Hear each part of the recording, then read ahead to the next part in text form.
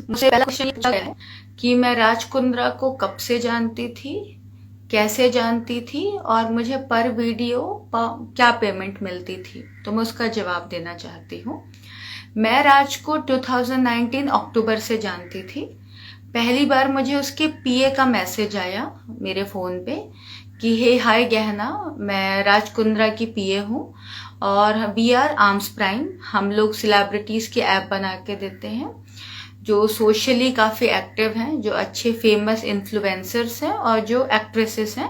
हम उनके लिए ऐप बना के देते हैं। अगर आप ऐप बनवाने में इंटरेस्टेड हैं तो आप प्लीज़ आइए, प्लीज़ विजिट अस और हम आपको ऐप बना के देंगे। ये मैसेज मुझे कुछ 2-2:30 बजे के आसपास आया, ठीक है। तो पहले मैंने आई टोल्ड हर कि नहीं यार, मैं ऐप वगैरह नहीं बनवाऊंगी, I am not very much comfortable with that, so कुछ हो नहीं सकता, लेट इट बी। फिर उसके थोड़ी देर के बाद व्हेन आई गॉट अप, उसका मैसेज मुझे फिर से आया, लेट्स डू वन थिंग, एक कॉफी पे मिलते हैं। नहीं समझ में आएगा कोई बात नहीं, एक कॉफी पीनी हो जाएगी। एंड एवरीबडी नोज कि मैं बहुत बड़ी ना कॉफी लवर हूँ। मतलब मैं आधे घंटे से 1 घंटे में 5 से 6 कॉफियां पी सकती हूँ, ठीक है, इतनी बड़ी कॉफी लवर हूँ।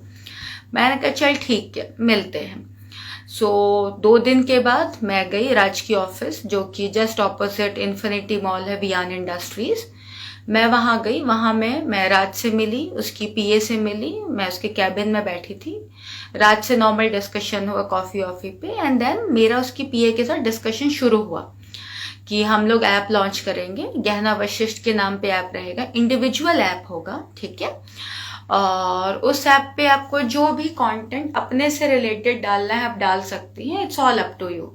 तो मैंने कहा यार देखो, मैंने पूनम और शर्लिन के ऐप देखे हुए हैं एंड मैं जानती हूँ कि ये ऐप आर्म्स प्राइम नहीं बना के दिए हैं और ये लोग बहुत बोल्ड कंटेंट डालते हैं, तो मैं कंफर्टेबल नहीं होंगी, इतना बोल्ड मैं नहीं कर सकती हूँ। तो she said then I suggest you कि बाकी लोगों की ऐप भी देखो। हम लोगों ने कई सारे लोगों के ऐप लॉन्च किए, अब सबके ऐप देखो एंड देन यू डिसाइड। फिर मेरा राज के साथ ऐसी नॉर्मल कॉन्वर्सेशन हुआ कि यार ये थोड़ा सा ना ऑड काम है, ये नहीं हो पाएगा। तो Raj said fair enough Gehna, take your own time, app देख लो, विजिट कर लो, समझ में आए तो कर रहे हैं हम लोग, नहीं तो कोई बात नहीं, एक बार एक और कॉफी हो जाएगी। मैंने कहा ठीक है। देन मैंने 2 दिन लिए एंड 2 दिन के बाद मैंने राज को बोला यार चल एक और मुलाकात करते हैं। मैं मिली एंड देन नॉर्मली बात हुई and then he was very clear कि आपको वही डालना है जहां पे आप कंफर्टेबल हैं, आपको कोई एक्सपोज के लिए कुछ नहीं बोलेगा। और मैंने एक्चुअली बाकी एक्ट्रेसेस के भी ऐप देखे, कोई भी बोल्ड नहीं थे एक्सेप्ट ये 2 लड़कियों के।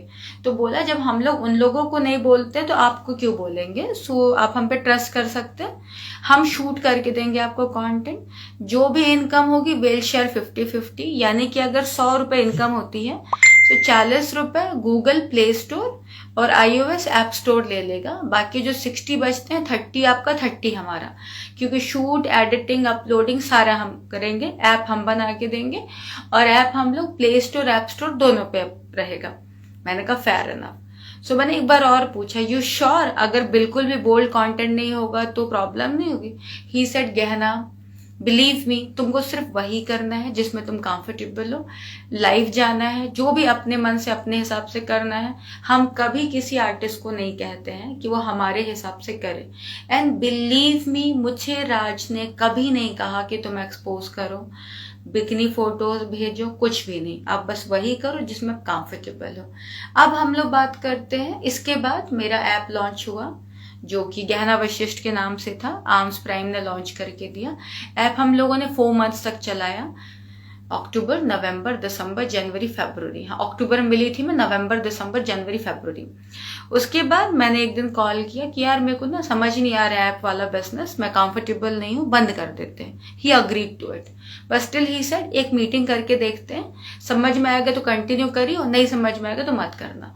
तो मैंने कहा फिर मैं ऑफिस के बाहर किसी कॉफी शॉप पे मिलूंगी एंड मैं टीम से मिल लेती हूँ। ही सेड नो इश्यूज, मिल लो। मैं टीम से मिली, उन्होंने मुझे समझाया कि गहना क्यों बंद कर रही हो, you making good money out of it. मैंने कहा नहीं यार नहीं हो पाएगा।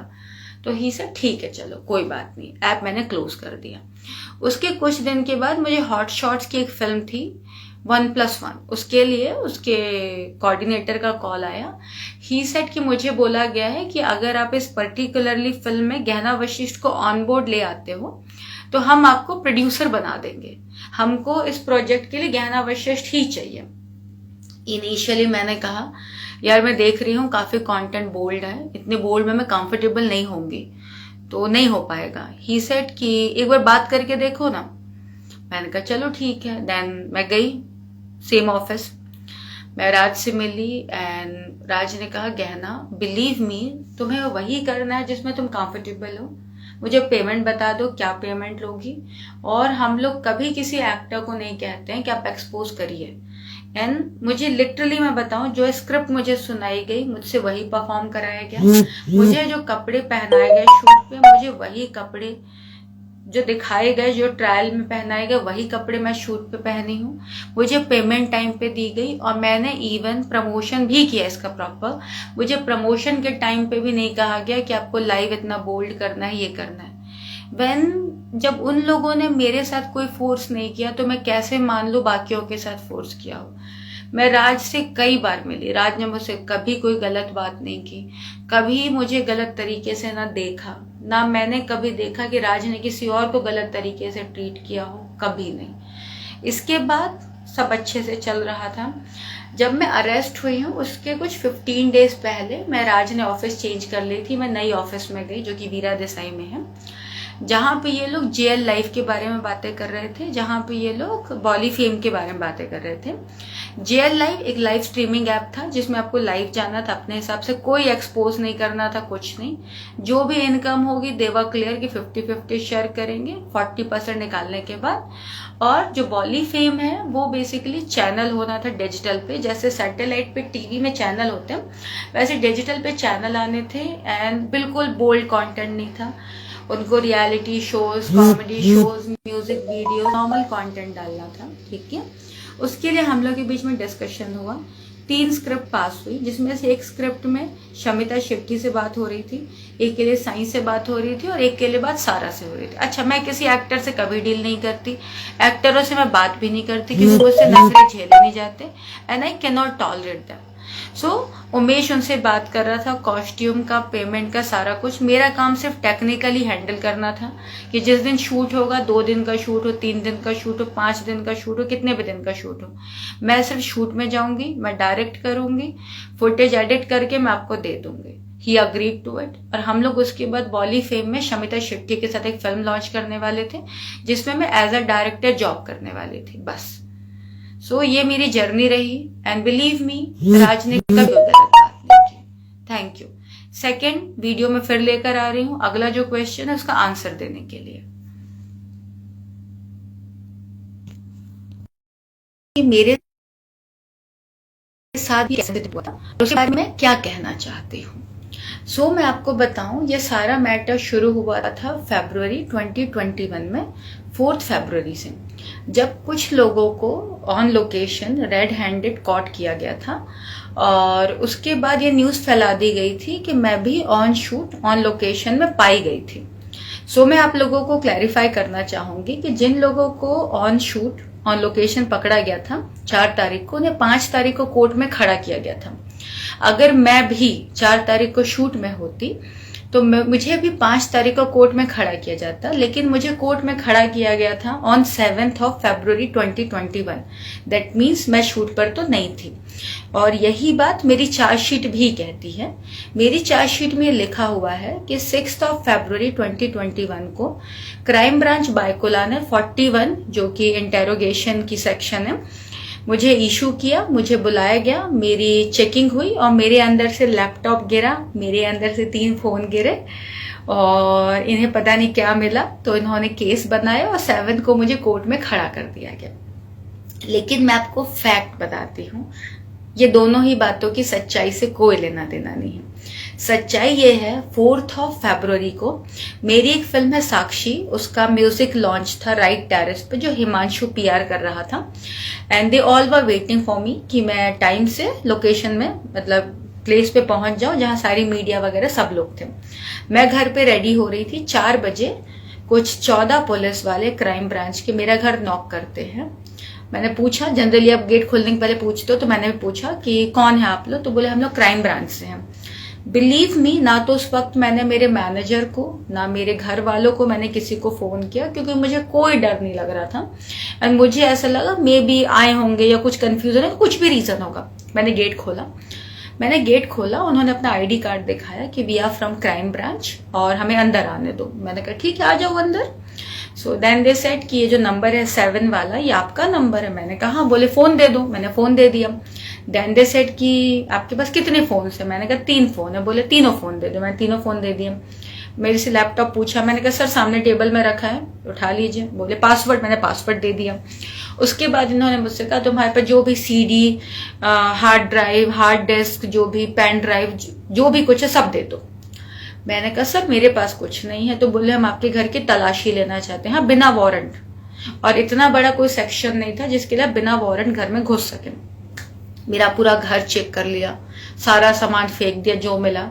बाद में मैं जब आई हूं तो मैंने चेक किया, मेरे घर पे ज्वेलरी भी मिसिंग है। बट हालांकि मेरे पास उसका कोई प्रूफ नहीं है कि ज्वेलरी चोरी हुई है, तो आई can not file complain. But हाँ, मेरे घर से 10 से 11 लाख की ज्वेलरी तक गायब है।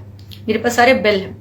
अच्छा, पूरा चेकिंग होता है रात को 12 साढ़े 12 बजे तक। ये लोग मेरे घर पे बैठे हुए होते हैं और इन्हें मेरे घर पे कोई प्रूफ नहीं मिलता, कुछ नहीं मिलता।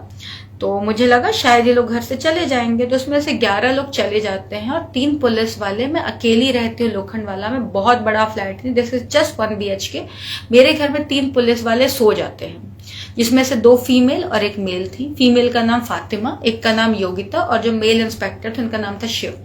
ये तीनों सो जाते हैं। सुबह सुबह नाश्ता करते हैं और 9:30 पौने 10 बजे हम लोग मेरे घर से निकलते हैं।